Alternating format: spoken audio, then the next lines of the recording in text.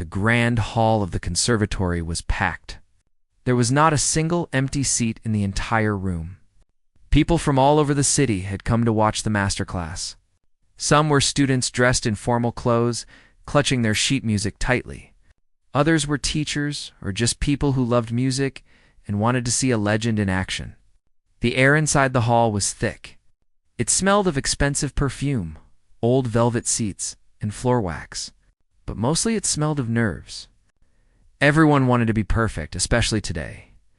Sitting on the high stage was the man everyone had come to see. His name was Julian Voss. He was famous all over the world. He could play the most difficult songs without even looking at the keys.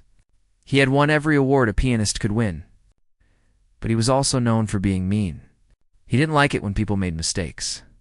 He didn't like it when people played with too much feeling and not enough skill. He sat on a leather bench behind the huge black Steinway piano. He looked out at the crowd with a cold stare. His back was straight, and his hands were folded in his lap. He looked like a king waiting for his subjects to approach him in the wings of the stage. Hidden by the thick red curtains stood a young girl named Lisa. She was 12 years old. She was small for her age, and she looked very fragile. She wore a simple blue dress that hung loosely on her shoulders. Her hair was pulled back tight. She held a white cane in her left hand. Her right hand gripped the curtain so hard her knuckles turned white. Lisa couldn't see. She had lost her sight when she was 9.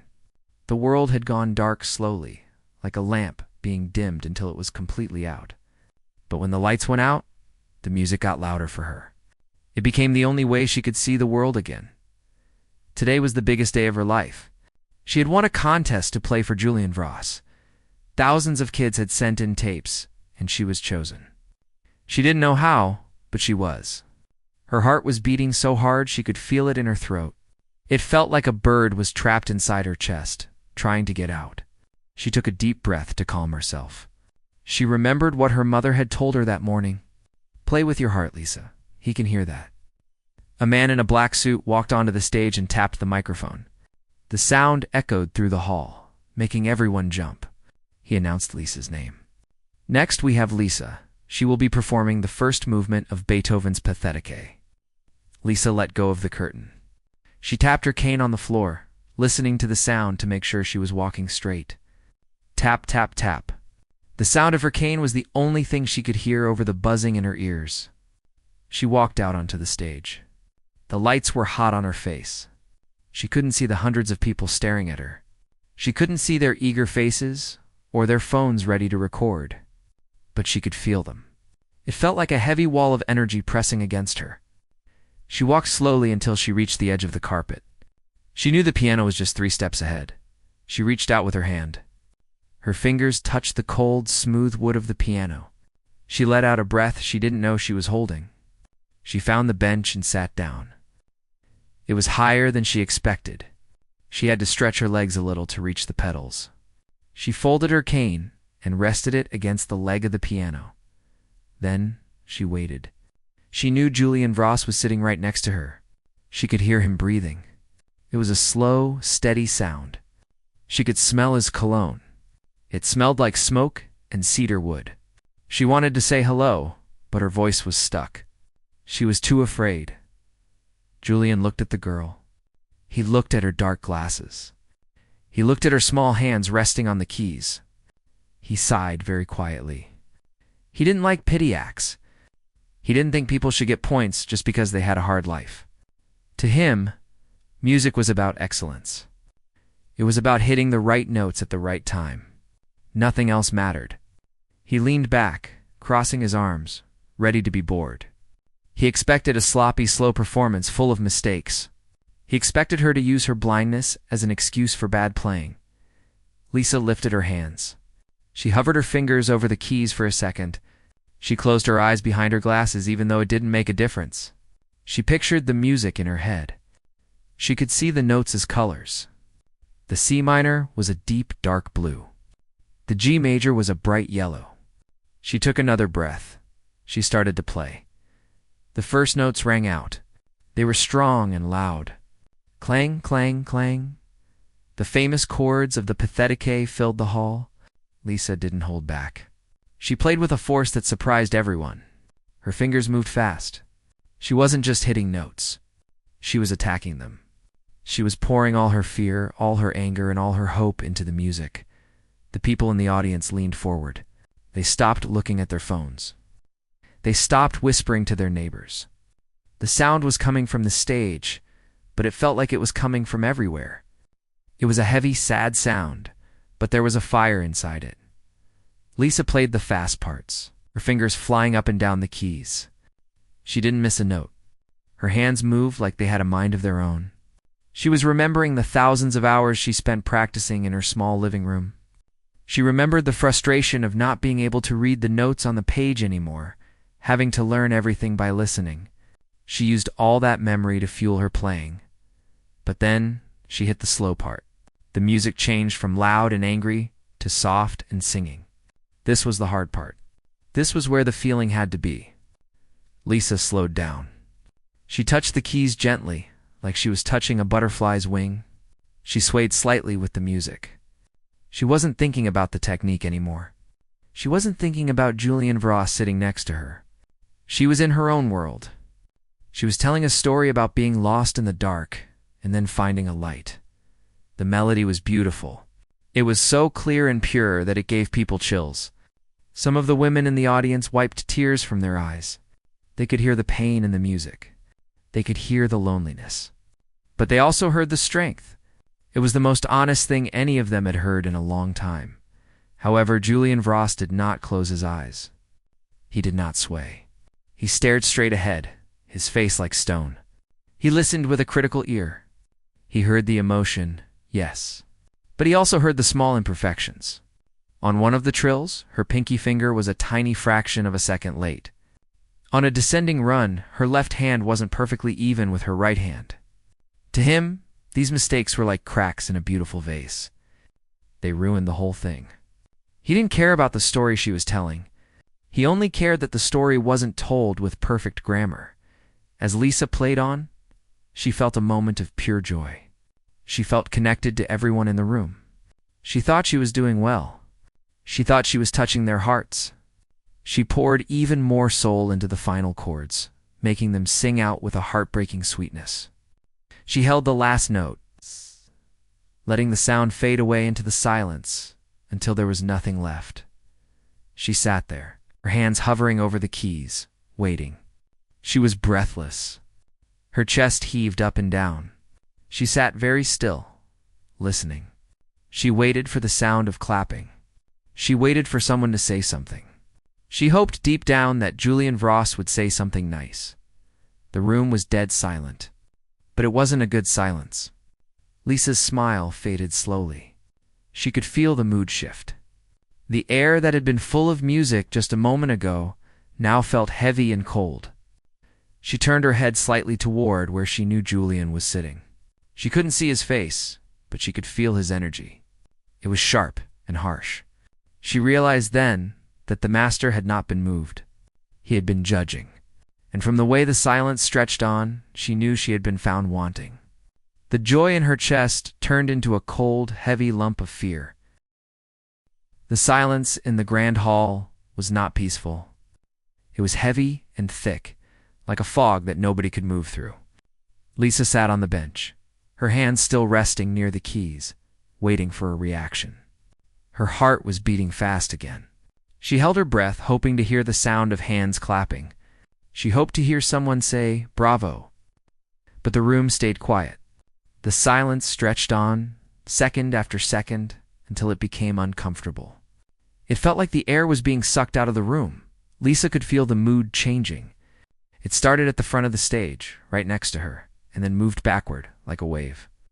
The people in the audience stopped holding their breath. They started to shift in their seats. The leather creaked.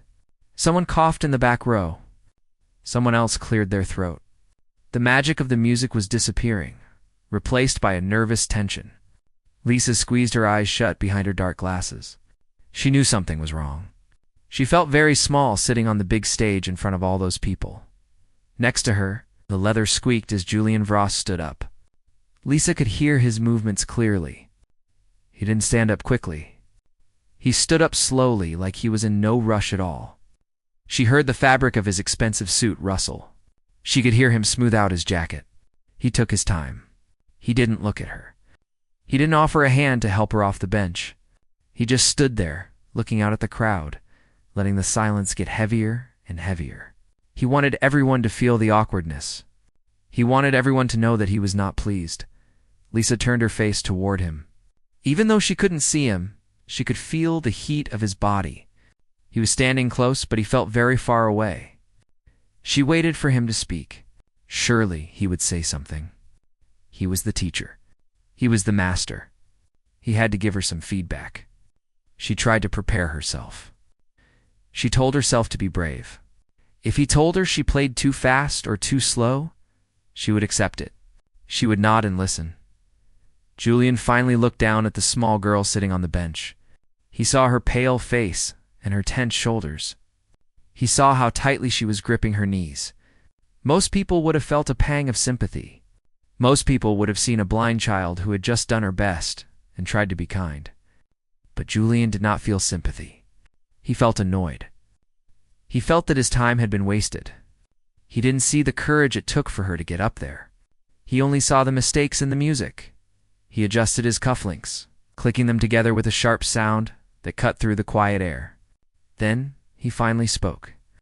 His voice was loud, deep, and cold. It echoed off the high ceiling of the hall. "That was an insult to the instrument," he said. His words hit Lisa like a bucket of ice water.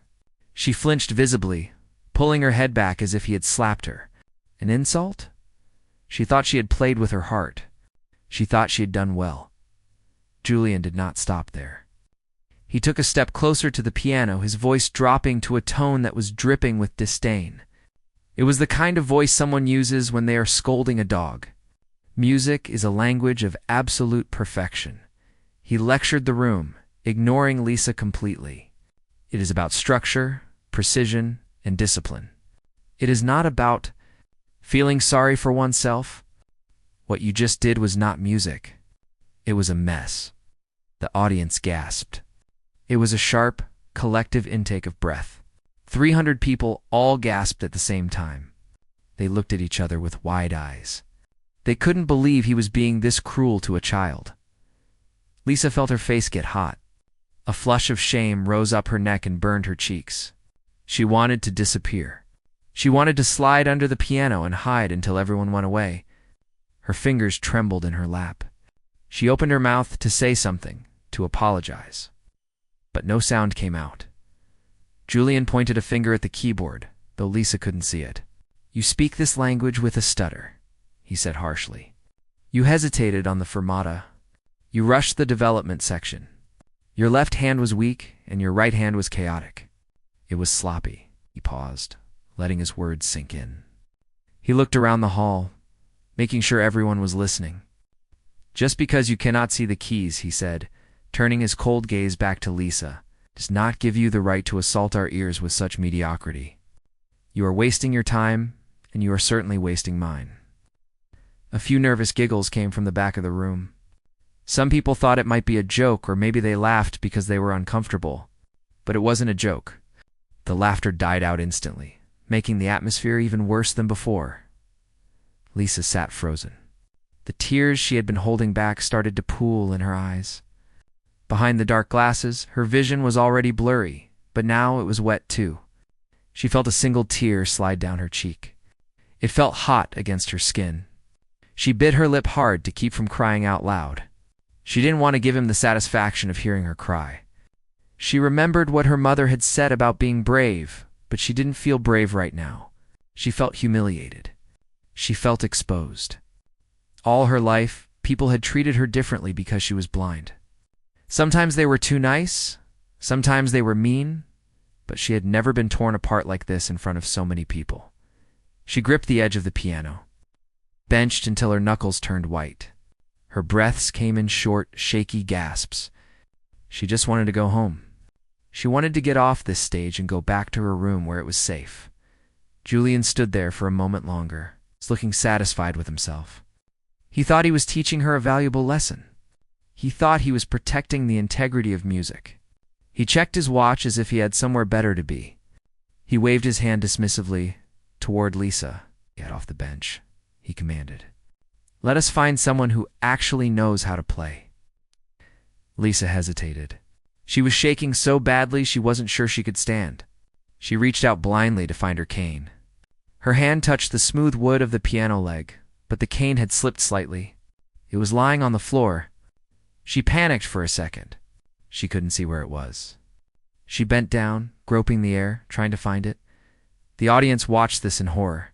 They watched the famous pianist stand tall and unmoving while the blind girl searched helplessly for her cane on the floor. It was a cruel scene. A few people in the front row started to stand up, wanting to rush up and help her, but they sat back down. Afraid of Julian's reaction, Lisa's fingers brushed against the cane, and she grabbed it quickly. She stood up. Her legs felt like jelly. She almost lost her balance, but she caught herself. She didn't look in Julian's direction. She couldn't. She just wanted to get away from that cold, angry presence. She unfolded her cane and tapped it hard against the floor. Tap, tap. She turned around, trying to remember where the exit was. She felt dizzy and disoriented. The stage seemed huge, and she felt like she was standing on the edge of a cliff. She took a step, but then she stopped. A voice inside her head told her not to run. If she ran now, she would always be the girl who ran away. She felt a deep sense of unfairness boiling up inside her. She hadn't asked to be blind. She had worked harder than anyone else to learn this song. She had put her soul into it, and he had called it garbage. She stood there. Halfway to the edge of the stage, her cane hovering over the floor. She couldn't see the crowd, but she could feel their pity. It washed over her, suffocating her. She realized then that Julian Vross might be a great pianist, but he was a small man. He had ears, but he couldn't really hear. The silence in the hall was absolute now. Nobody moved. Nobody spoke. They were all waiting to see what would happen next. They were shocked by the cruelty of the famous pianist. They looked at Julian with new eyes. He didn't look like a genius anymore.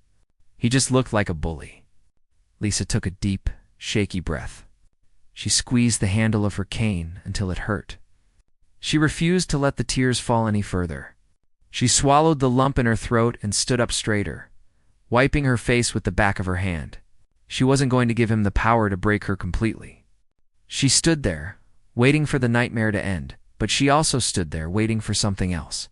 She didn't know what it was yet, but she could feel a shift in the air, a whisper of movement coming from the side of the stage. Lisa stood frozen in the middle of the vast stage, her hand gripping the white cane so tightly that her fingers ached. She felt dizzy, not from the darkness she lived in, but from the heavy weight of the humiliation that had just been dumped on her. The silence in the hall was different now. It wasn't the silence of awe or respect. It was the silence of shock. It was the uncomfortable quiet that happens when someone says something so mean that nobody knows how to react. The air felt thick and suffocating, pressing down on her small shoulders. She wanted to run. Every instinct in her body was screaming at her to turn around, tap her way to the edge of the stage, and hide behind the heavy curtains. She wanted to find her mother and go home. She wanted to forget this day ever happened. But her feet felt like they were made of lead. She couldn't move. She could only stand there and listen to the sound of her own uneven breathing. She felt hot tears stinging the corners of her eyes, threatening to spill over, but she bit her lip hard, refusing to let them fall. She didn't want to give the cruel man next to her the satisfaction of seeing her cry.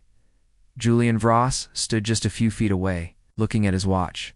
He tapped his foot on the floor once, a sharp, impatient sound. He was acting as if she was just a nuisance, a waste of his precious time. The arrogance radiating from him was like a toxic cloud. The audience watched him, their admiring smiles from earlier completely gone. In their place were looks of disbelief and anger. The people in the front row shifted in their seats, some of them glaring at the famous pianist. They couldn't believe that a man so talented could be so heartless. Suddenly, the stillness of the room was broken. From the side of the stage, near the curtains where Lisa had come from, came the rapid sound of footsteps. They weren't the slow, heavy steps of an official or the nervous shuffle of a student. They were fast, determined, and rhythmic. Clack, clack, Clack. The sound echoed against the walls of the hall. Cutting through the tension like a knife, Lisa turned her head toward the sound. She didn't know who it was, but she could hear the urgency in the stride. The footsteps didn't stop. They grew louder and closer, moving with purpose. A few people in the audience turned their heads to look. Julian Voss frowned and looked up from his watch, annoyed that his moment of judgment was being interrupted. A woman emerged from the shadows of the wings and marched onto the stage. She wasn't wearing the formal tuxedo or elegant gown that most people in the music world wore. She was wearing a simple skirt and a cardigan that looked like it had been washed 100 times. Her hair was pulled back in a messy bun, and a few loose strands fell around her face. She was breathing fast, like she had been running. She didn't look at the audience. She didn't look at Julian Voss. Her eyes were locked entirely on her daughter. It was Lisa's mother. She walked past the famous pianist without even glancing at him. She didn't seem to care that he was a celebrity. She didn't care that he was the most important person in the room. To her, he was just a man who had hurt her baby. She reached Lisa in 3 long strides. Lisa sensed the familiar scent of her mother's laundry soap and the faint smell of vanilla. The tension in her shoulders dropped just a fraction. "Mom," she whispered, her voice shaking so badly it was barely a squeak. Her mother didn't answer with words right away. She knelt down on the hard floor in front of the bench, right in front of Lisa. She didn't care that her knees were touching the dusty stage floor. She reached out and took both of Lisa's trembling hands in her own. Her grip was firm and warm, grounding Lisa to the spot. "I am here," her mother said. Her voice was fierce, low, and trembling with held-back anger. "I am right here, Lisa. Look at me." Lisa turned her face down toward her mother. She felt a tear finally escape and roll down her cheek. "I messed up, Mom," Lisa choked out. "He said I was terrible. He said I was an insult." "No," her mother said sharply. The word rang out clear and strong. She squeezed Lisa's hands tighter. "Don't you listen to him? Don't you dare listen to a single word he said." Julian Voss cleared his throat loudly. He was annoyed by this interruption. He adjusted his jacket and looked down at the woman kneeling on the floor. "Excuse me, madam," he said, his voice dripping with condescension. "This is a master class. Parents are not permitted on the stage. We are in the middle of a critique. Please remove yourself so we can proceed." Lisa's mother ignored him completely. It was as if he wasn't even there. She kept her eyes fixed on her daughter's face. She reached up and gently brushed the tear away from Lisa's cheek with her thumb. Her touch was soft, a complete contrast to the hardness of the situation. "You play with more heart in one finger than he has in his entire body," she whispered to Lisa. She spoke softly so only Lisa could hear, but the intensity in her voice was powerful. "Music isn't about being perfect, Lisa. Music is about truth. And you told the truth up there. He wouldn't know the truth if it hit him in the face. He is too busy listening to himself." Lisa sniffled, her chest heaving. "But I was scared." "I know," her mother soothed. "It is okay to be scared, but you cannot let him send you away like this.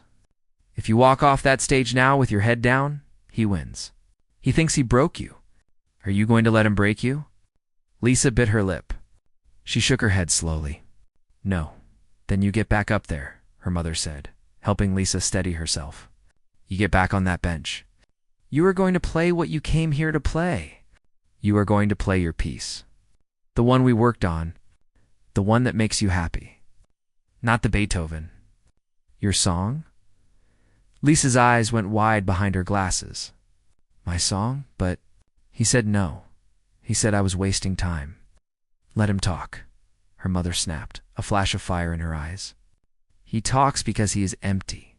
You play because you are full. You play to show him what real music sounds like. Show him that just because you can't see the world doesn't mean you don't understand it." Her mother stood up then, pulling Lisa up with her. She turned Lisa around and guided her back to the piano bench. Lisa's legs were still shaky, but her mother's arm was strong around her waist, supporting her. She helped Lisa sit back down on the leather seat. Julian Voss was frowning deeply now. His face was turning a shade of red. "This is highly inappropriate," he said, raising his voice. I will not have this disruption. Security will remove you. Lisa's mother stepped between Julian and the piano. She turned to face him for the first time. She wasn't very tall, especially compared to the pianist, but she stood straight as an arrow. She looked him right in the eye. The audience held its breath.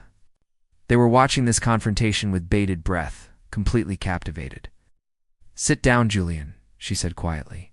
She didn't yell, but her voice cut through the air like ice. Julian was taken aback. Nobody ever spoke to him like that. He opened his mouth to speak, to order her out again, but he stopped. He saw the look in her eyes. It was a look of pure maternal protection. It was a look that said she would fight a lion to protect her cub, and a famous pianist was no different. He felt a sudden, strange flicker of doubt. For the first time in years, he didn't feel like the most powerful person in the room. "Said sit down," she repeated, pointing a finger at the chair he had abandoned. "My daughter isn't finished. You are going to listen." Julian looked at the audience. He saw hundreds of faces staring back at him. None of them were on his side. They were all looking at the woman with admiration. He realized that if he had the woman removed now, the crowd would turn on him completely. They would boo him. He realized that he had made a mistake. He had underestimated the girl, and he had underestimated the mother. Slowly, stiffly, Julian walked back to his own chair. He sat down.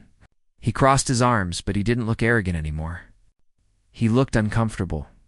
He looked like a man who knew he had lost control of the room. Lisa's mother turned back to her daughter. She leaned over and adjusted the skirt of Lisa's dress. She smoothed out the fabric with loving hands. She touched Lisa's hair, tucking a stray strand behind her ear. "Remember your melody," she whispered. "Play it for us." "Not for him. For you." Lisa took a deep breath. Her hands were still trembling slightly as she placed them on the keys. But she didn't feel the crushing weight of shame anymore. She felt her mother standing right beside her, a shield against the cruelty of the world. She could feel the energy of the room shifting. The air was no longer heavy with judgment. It was buzzing with anticipation. They were waiting for her. They wanted her to win. She felt a small spark of courage light up in her chest. It was tiny, like a match in a dark room, but it was enough. She moved her fingers into the starting position of her own song. She didn't care what the man next to her thought anymore. She was going to play. She was going to speak. Lisa sat on the bench, her back straighter than before. Her hands were resting on the keys, but she didn't play immediately. She took a moment to just breathe. The air in the huge hall felt different now. It was lighter. The heavy, suffocating fog of shame that Julian Voss had poured over her was gone. In its place was a quiet buzz of energy. She could feel it coming from the audience. It was like a warm wind blowing against her face. They were waiting. They weren't waiting for her to fail anymore. They were waiting for her to show them who she really was. Her mother stood just a few inches behind her. Lisa could feel the heat of her body. It was a steady, comforting presence. It acted like a shield, blocking out the cold negativity radiating from the man sitting on the other end of the bench. Julian Voss had sat back down, but he was not happy. Lisa could hear him shifting uncomfortably. She could hear the fabric of his suit rubbing together. He was probably crossing his arms or checking his watch again, trying to show everyone that he was still in charge. But Lisa didn't care about him anymore. Her mother's words were repeating in her head like a mantra. Asterisk, play your song. Play the truth. Asterisk, Lisa decided she would not play Beethoven. She was done trying to impress the judges with technical perfection. She was done worrying about hitting every single note exactly right. Instead, she was going to play the melody she had written herself. It was a song she had composed in her head late at night when she couldn't sleep. It was a song about the colors she used to see before she went blind. She remembered the bright red of her mother's favorite scarf and the deep green of the grass in the park. She remembered the soft yellow of the morning sun. And she remembered the darkness that came later, and how she learned to see with her ears instead of her eyes. She took a deep, shaky breath and let it out slowly. She lifted her hands. The audience leaned forward in their seats. It was so quiet you could hear the air conditioning humming in the vents. Julian Voss let out a loud, impatient sigh, clearly wanting this to be over so he could leave. Lisa pressed down the first key. It wasn't a loud note. It was soft, like a whisper. It hung in the air for a second before she played the next one. The melody was simple. It wasn't complicated like the music Julian usually played. It didn't have fast, confusing runs of notes. It was slow and clear. It sounded like a voice speaking a secret. The song began to take shape. It started off sad and low in the bass notes. This part was about the confusion of losing her sight. It was about the fear of the dark world. She played the keys with a heavy touch, letting the notes linger and drone. She didn't rush. She let the sadness fill the room. The people listening stopped fidgeting. They stopped looking at their phones. The sadness in the music was something everyone understood. It was the universal feeling of missing something you love. Then, the melody changed. It moved from the low bass notes to the middle of the piano. The tone shifted from dark to light. The notes became brighter, like rays of sun breaking through a storm cloud. This part of the song was about listening. It was about how she learned to hear the rain against the window and the birds singing in the morning. She started to play with a rhythm that felt like a heartbeat. Her fingers moved across the ivory keys, the confidence that wasn't there before. She wasn't thinking about the mechanics of playing. She wasn't thinking about her finger shape or her posture. She was just letting the music flow out of her. It was like opening a faucet and letting water run. She poured all her frustration, her loneliness, and her hope into the piano. Julian Voss sat stiffly next to her. He had prepared himself to critique her. He was listening for mistakes, ready to pounce on a wrong note or a bad timing. He heard a few notes that weren't perfectly smooth. He heard a moment where her left hand was slightly louder than her right. He opened his mouth to say something, to stop this nonsense. But the words died in his throat. There was something strange about this simple melody. It wasn't technically perfect, but it was alive. It had a raw, jagged edge to it that professional musicians often smoothed out. This music had honesty. It felt real. Julian found himself listening to the silence between the notes just as much as the notes themselves. He was used to filling every second with sound, with his own brilliance. But this girl used silence as a tool. She let the music breathe. He watched her hands out of the corner of his eye. They weren't the hands of a master pianist. They were small and pale, but they moved with a purpose that fascinated him. He saw her sway slightly to the left and right. She was lost in the world of the song. He looked at her face. Her eyes were closed behind the dark glasses and a small smile played on her lips. She wasn't playing for the crowd. She wasn't playing for fame. She was playing because she had to. It was like she was emptying her soul onto the keyboard. The cynicism that Julian Voss carried around like a heavy coat began to slip. He remembered when he was a child, before music became a job, before it became about competitions and fame. He remembered playing just to make himself feel better. He realized that he had lost that joy a long time ago. He had replaced it with a need for perfection. He had become a machine that played notes, but this girl was a human who played feelings. The song reached its climax. It wasn't a loud, crashing boom like the end of the Beethoven piece. It was a swell of sound, rising up higher and higher, getting more complex and emotional. It was a sound of triumph. It was the sound of someone finding their way in the dark. The notes cascaded down the keyboard like a waterfall, rushing and tumbling over each other. Lisa's hands moved faster now, her body swaying with the rhythm. The audience was completely spellbound. Many people had tears streaming down their faces. They were seeing the little girl on the bench in a completely different way. They didn't see a blind girl trying to be normal anymore. They saw a musician who could see deeper than they could. They felt her struggle and her victory. The connection in the room was electric. It was like a current running from the piano through the floor and into the hearts of every person sitting there. Julian sat with his hands resting on his lap. His arms were no longer crossed. His fingers were twitching slightly, as if they wanted to play along. He felt a strange tightness in his chest, a lump in his throat that he hadn't felt in years. He was jealous. Not of her skill, but of her ability to connect so purely with the music. He had thousands of fans who cheered for him, but did they really listen? Did they feel what he was feeling? Or did they just clap because he was famous? He realized with a sudden jolt that he was the one who was blind. He was blind to the beauty of imperfection. He was blind to the human heart. He looked at the empty space in front of him and felt a deep sense of shame. He had tried to crush this girl's spirit to make himself feel bigger, but her spirit was too strong. It was shining brighter than his ego ever could. Lisa began to bring the song to an end. The rushing notes slowed down. The music became gentle again, returning to the soft whisper it started with. She played the final phrase.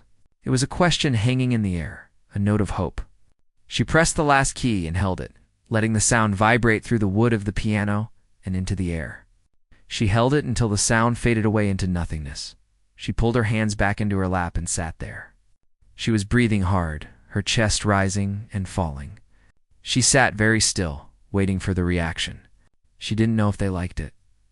She didn't know if she had made a fool of herself. She just knew that she had told the truth.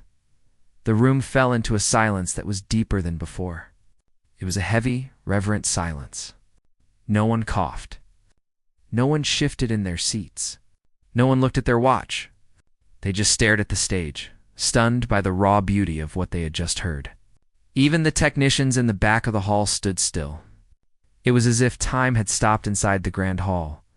The silence stretched on, not because they were confused, but because they didn't want to break the spell. They wanted to hold on to that moment of pure humanity for just a little longer. Julian Vross sat frozen. The sneer was gone from his face. His mouth was open slightly. He looked at the girl with a mixture of shock and awe. He had come here to teach a lesson, but he was the one who had learned something. He sat in the silence, humbled by a 12-year-old girl, realizing that his perfect world was actually quite empty. The silence that filled the grand hall was thick and heavy, but it was not the same silence that had trapped Lisa before. This silence was not born of cruelty or judgment. It was born of respect. It was the kind of quiet that happens when something truly important has been said, and no one wants to be the first to break the moment. The air in the room seemed to vibrate with the memory of the music Lisa had just played. The last soft note she pressed had faded away into the wooden beams of the ceiling, but the feeling it left behind was still very much alive. Lisa sat on the bench, her hands resting in her lap. Her chest rose and fell as she caught her breath. She was trembling, not from fear this time, but from the rush of letting everything out. She kept her head tilted slightly down, listening. She expected to hear the sound of people leaving. She expected to hear Julian Vross stand up and make another cutting remark. She thought maybe she would hear polite, pitying applause. But she heard none of those things. She heard absolutely nothing. It was as if the 300 people in the room had stopped breathing at the same time. 10 seconds passed, then 20. The silence stretched on, growing louder and louder in Lisa's ears. She began to worry. Had she played so badly that they were stunned? Was her mother angry? She started to turn her head toward the sound of her mother's breathing, a knot forming in her stomach. She opened her mouth to ask if it was over, if she could go home now. Suddenly, a sound broke the quiet. It wasn't a voice. It wasn't a cough. It was the sharp sound of a chair scraping violently against the floor in the very back row. Then came another sound, the rapid thud of footsteps. A man in the back row had stood up. He didn't say a word. He just stood there, looking at the stage, and began to clap. He clapped slowly at first, but then his hands came together faster and harder. In a matter of seconds, the dam broke.